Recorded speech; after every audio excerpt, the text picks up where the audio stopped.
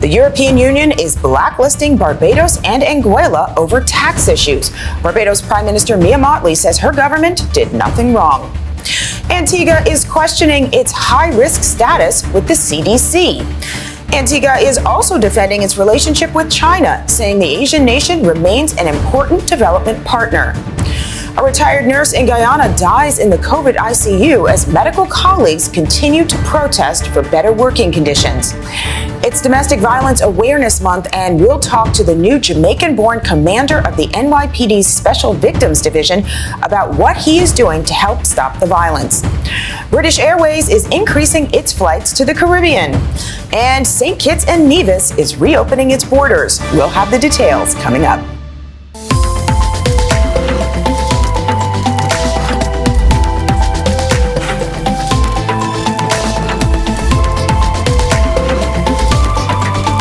This is the Caribbean Times News with Alisha Davis. I'm Alisha Davis in New York. Thanks for being with us. We begin with our headline story. The European Union has added Anguilla and Barbados to their list of non-cooperative jurisdictions for tax purposes. Meanwhile, the Cayman Islands, along with Oman, was removed from the list after having passed the necessary reforms to improve their tax policy framework. Barbados Prime Minister Mia Mottley has written to German Chancellor Angela Merkel and the European Union disputing the blacklisting and saying that she finds the term blacklisting offensive. Well, Antigua is questioning its high-risk categorization by the CDC. Currently, Antigua and Barbuda is classified as a Level 3 high-risk destination, meaning that travelers from the country arriving in the U.S. would have to be quarantined. Antigua and Barbuda's ambassador to the U.S. said that Antigua and Barbuda should be categorized as a Level 1 low-risk nation, arguing that the country's performance in containing the virus is equal to many countries that require no quarantine. Now to Guyana and a retired nurse who died at the Georgetown Public Hospital while medical colleagues continue to protest for better working conditions. The 55-year-old retired nurse passed away after spending 10 days in the COVID ICU. Meanwhile, the hospital's nurses continue to protest, coming out in their uniforms and holding signs in front of the hospital. This follows the protests that took place last week by nurses all across the country. Well, coming up, British Airways is increasing flights to the Caribbean, and Antigua is defending its relationship with China. That's just ahead. Stay with us.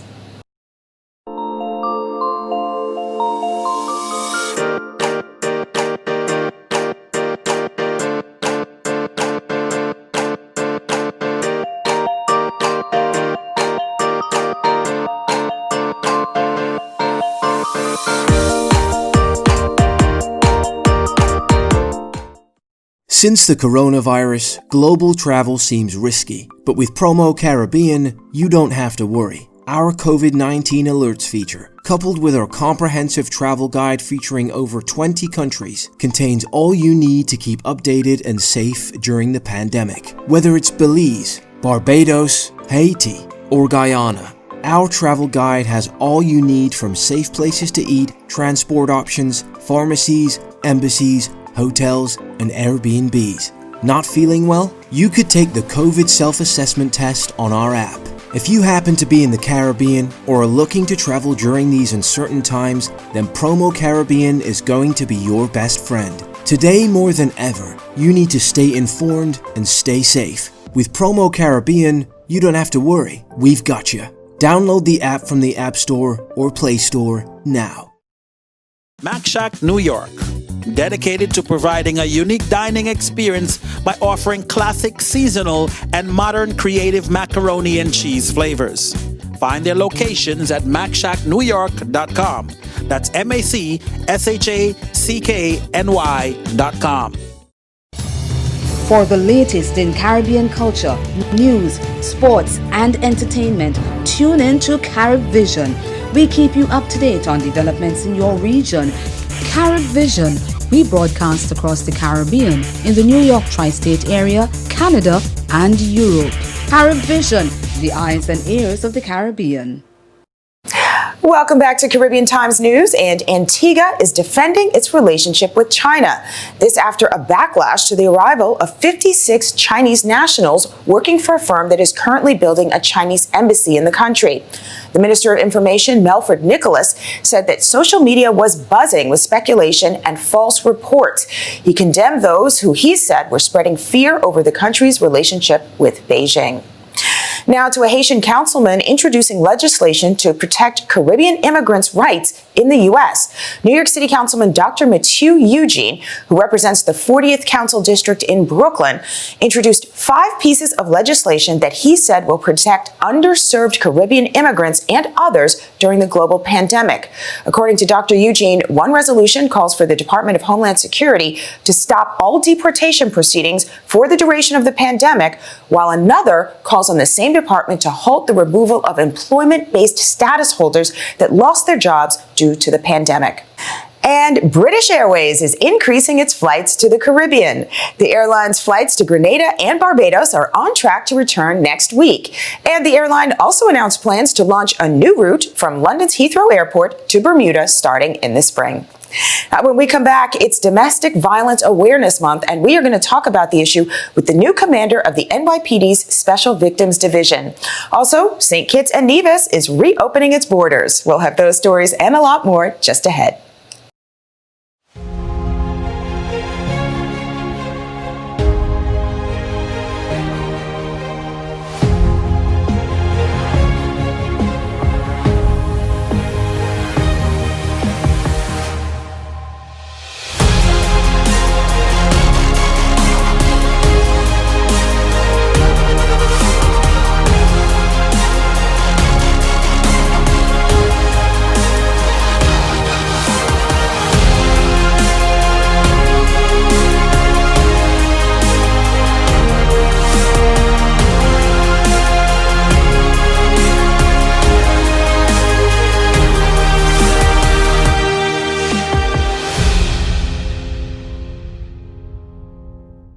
Since the coronavirus, global travel seems risky, but with Promo Caribbean, you don't have to worry. Our COVID-19 alerts feature, coupled with our comprehensive travel guide featuring over 20 countries, contains all you need to keep updated and safe during the pandemic. Whether it's Belize, Barbados, Haiti, or Guyana, our travel guide has all you need from safe places to eat, transport options, pharmacies, embassies, hotels, and Airbnbs. Not feeling well? You could take the COVID self-assessment test on our app. If you happen to be in the Caribbean or are looking to travel during these uncertain times, then Promo Caribbean is going to be your best friend. Today more than ever, you need to stay informed and stay safe. With Promo Caribbean, you don't have to worry. We've got you. Download the app from the App Store or Play Store now. Mac Shack New York, dedicated to providing a unique dining experience by offering classic, seasonal, and modern creative macaroni and cheese flavors. Find their locations at macshacknewyork.com. That's MACSHACKNY.com.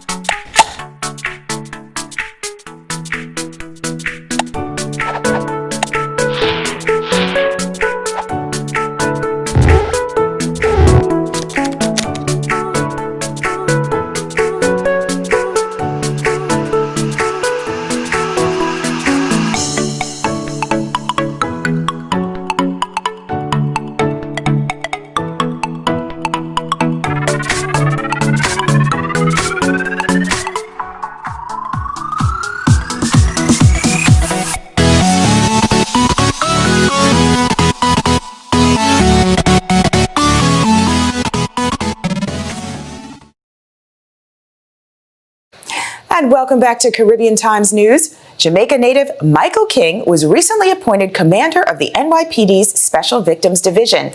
Now, his appointment was celebrated across the Caribbean community. In his new post, he will oversee approximately 300 investigators.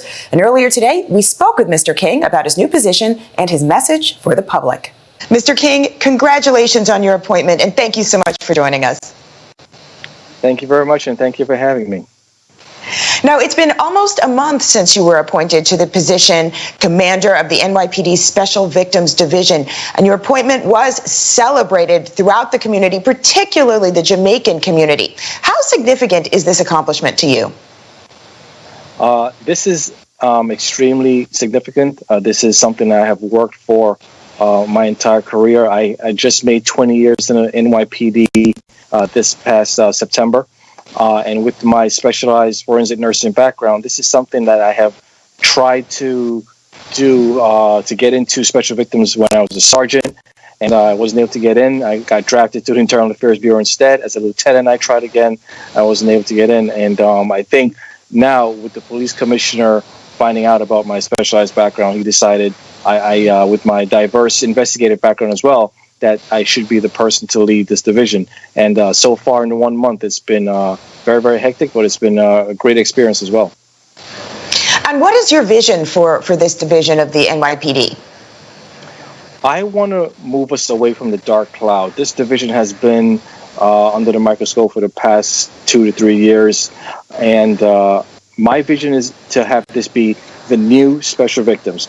I want to have my investigators conduct victim-centered, open-minded, non-judgmental, empathetic investigations with a customer service-oriented mindset.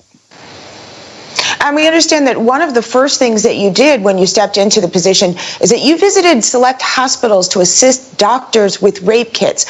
Why was it so important for you to do that? Well, these rape kits are essential in terms of collecting DNA evidence. And we as police officers cannot collect ourselves.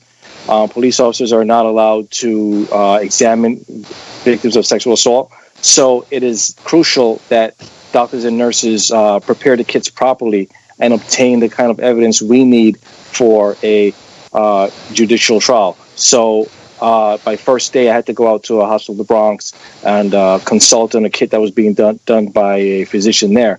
And I have also tried to teach throughout my new squads the importance of getting these kits done and what type of evidence they should be looking for.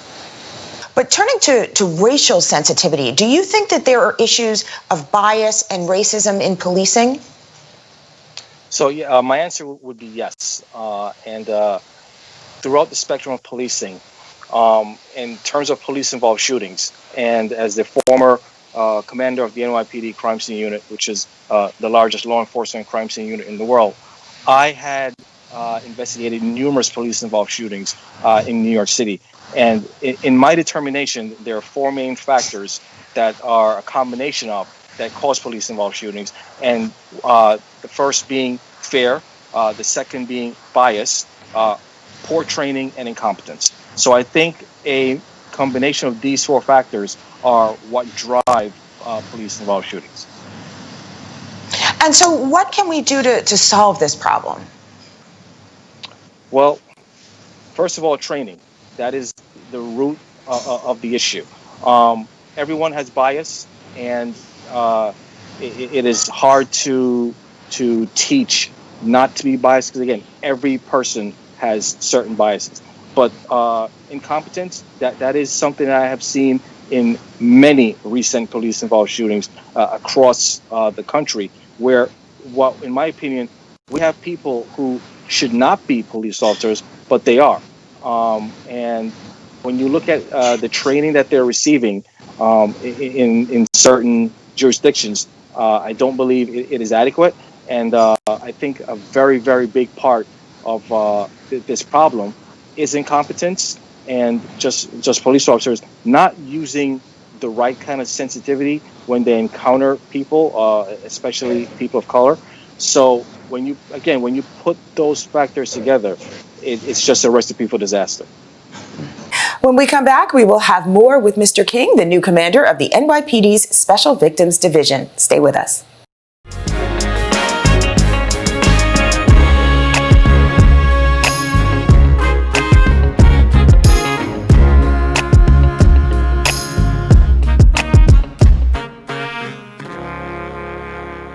Mac Shack, New York, dedicated to providing a unique dining experience by offering classic, seasonal, and modern creative macaroni and cheese flavors.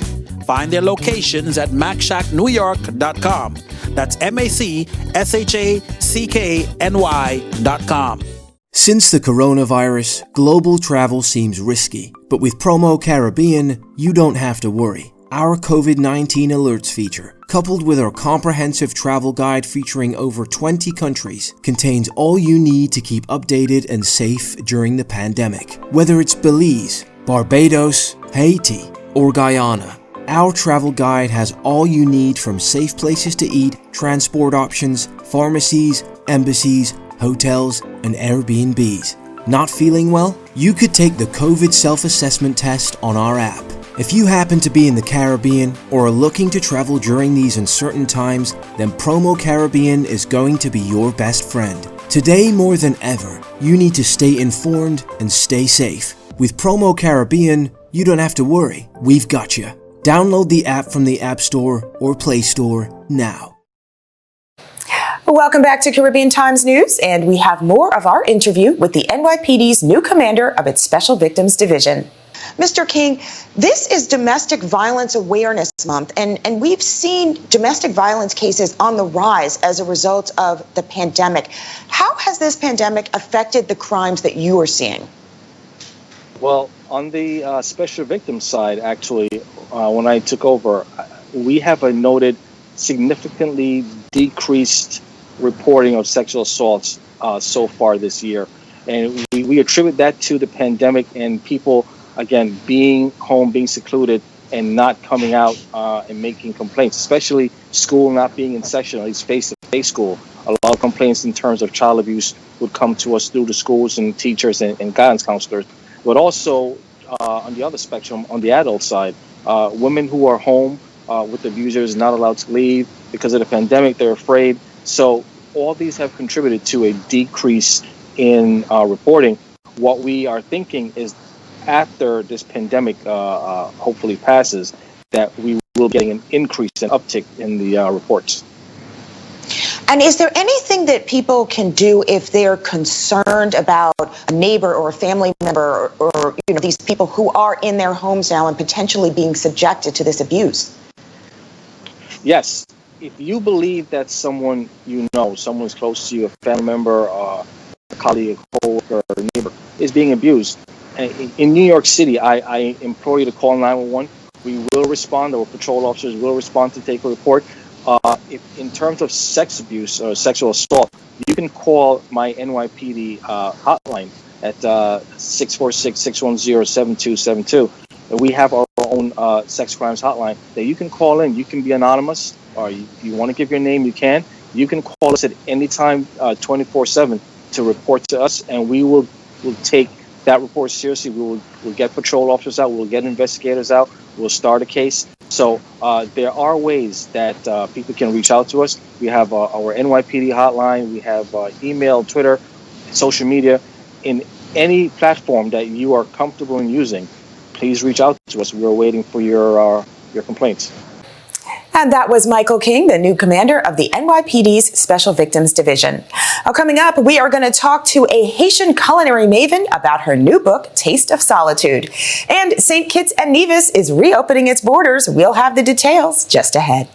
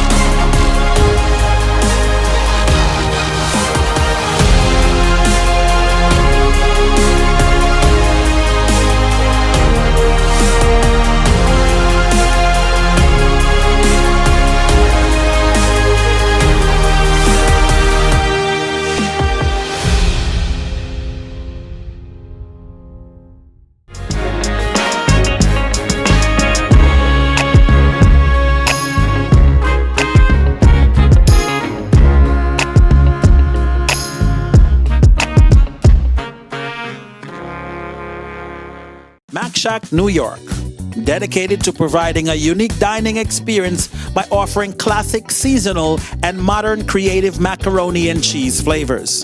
Find their locations at macshacknewyork.com. That's MACSHACKNY.com. And welcome back to Caribbean Times News. She is an author, an entrepreneur, a culinary maven, and all-around lover of life. Earlier today, we spoke with Haiti native Nadège Florimond about her new book, Taste of Solitude, a culinary journal. Thanks so much for joining us. Thank you so much for having me, Alisha. Now tell us, what has it been like for you as an entrepreneur during this pandemic? Initially very scary, very uncertain times. I run a catering company. It's mainly what I do for a living. I've had this company for 18 years. And when the pandemic hit, it was basically complete shutdown in my line of work. No events, no catering, no weddings.